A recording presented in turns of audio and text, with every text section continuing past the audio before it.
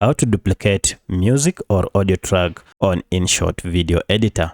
If you find this video helpful, I'll kindly request that you support me by liking the video and also by subscribing to my channel.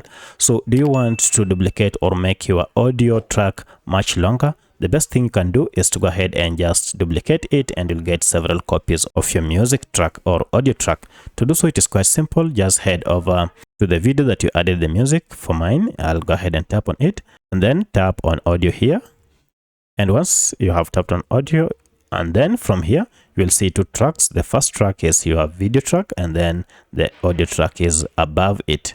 Now, as you can see, it currently runs up to here, but I like to have another extra audio track just next to it, which is the same as the first one.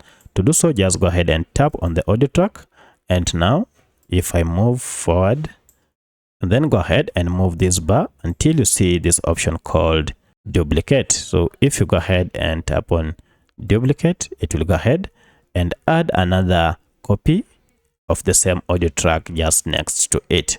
And now you can see our audio track is double the size or double the length.